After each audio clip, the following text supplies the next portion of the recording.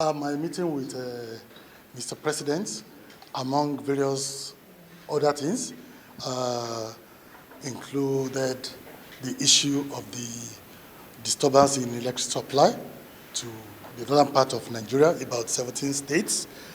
We discussed the root cause of this, which was basically due to vandalization of the transmission lines of a Shiroro-Kaduna line, which is the major line that supply electricity to the north. And the Transmission Company of Nigeria, TCN, they already set out to fix this line.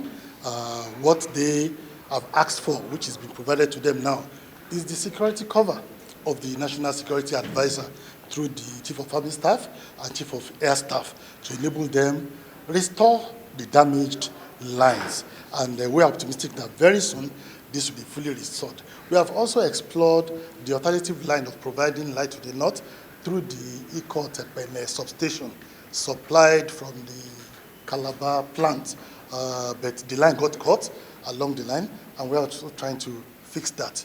And if you remember that at the last FEC, one of the approvals for the Ministry of Power was actually the upgrade of the Shiroro-Kaduna transmission line, which is the major line that supplies electricity to the northern part of the country.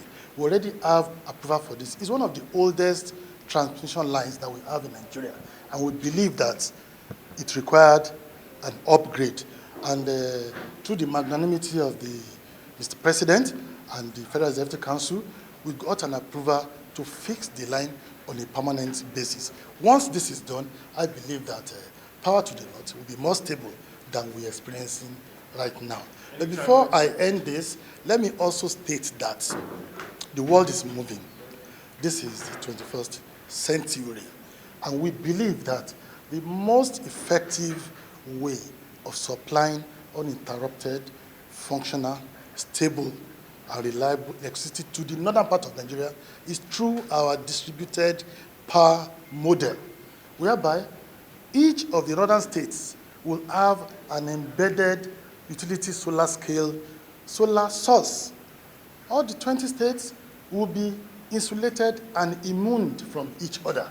Once we have, and we have actually made progress in this, as we have interested contractors and financiers that are ready to install 100 megawatts each for each of the 20 northern states, which is scalable to 50 megawatts at first, then upgraded to 100 megawatts. When we have this, the power supply to the north will be reliable because of the advantage of sun that they have, where solar will be highly effective. The lowest number of hours that a state in the north enjoy in terms of sunshine is 10 hours. And once you have this, we believe that the pressure on the national grid from the northern part of Nigeria will be lower, and our people there will be able to enjoy better supply. Very much. Like you mentioned, you said 3 times, the grid actually was disturbed one time, and we deliberately shut it down the second time because of the explosion of the transformer at Jeba plant. Before this, the last disturbance on the grid was about 4 months ago, which meant that we have been managing the grid. Let me tell you, the truth of the matter is we have old infrastructure. We have a national grid that is more than 50 years old. We have a national grid whose transmission lines are weak. The towers are falling. And the substations, the transformers are old. In fact, the transformer that actually exploded in Jeba was 47 years old. We've been trying to revamp this, to change them, but they cannot all be changed overnight. So it's like you're having a rickety car. You'll be expecting breakdown once in a while. What we continue to do is continue to manage the grid to prevent frequent occurrence of the grid disturbance until we're able to completely overhaul the grid itself. Then we'll have reliable grid. Secondly, we are working on establishing what is called a super grid, which is a backup or failover optional grid. If the national grid has a problem, there will be an alternative route through which power can be transmitted. That's what we are working on. Then lastly is the fact that the world has moved beyond having a centralized grid. Grid must be regionalized. We must have state grids so that each of the regionalized grid will be insulated from each other. A problem in a particular line will not affect the others. That is what we are working on. Until that is done, we believe that we'll keep managing what we have and reduce the frequent occurrence of the grid disturbance. When we talk about a final volume of 100 megawatts for each of the northern states, this includes targeting not just households, we're looking at offices, we're looking at institutions, both health and education institutions, and we're looking at industrial clusters that are the major consumers of power. You understand? I believe 100 megawatts is just enough for us to attract good investors. But before then, it is scalable. We will start from having a 50 megawatt for each of the states, which we believe will go around whatever activities that happen in all of the northern states on a state-by-state basis. In fact, there are still some states in the north that do not need more than 25 megawatts. So our plan is to ramp it up to 100. Then we'll start low and then build up on whatever we have. That's number one.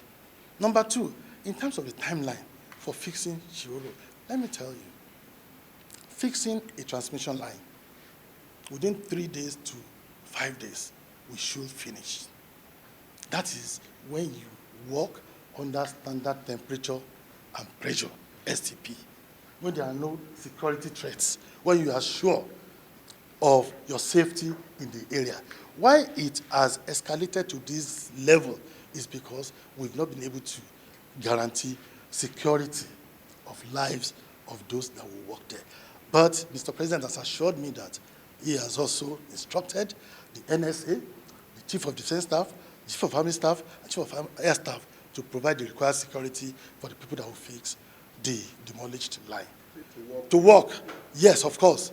With the provision of full security, the TCN staff will have the confidence, together with the contractors, to go to the field and fix it. So I'm just appealing to our northern brothers and sisters, fathers and mothers, to bear with us that very soon light will be restored, and we must all collectively protect our national grid to avoid further vandalization. Yes, what we are working on, like I'm going to have a meeting with the chairman of NAC and all the discos.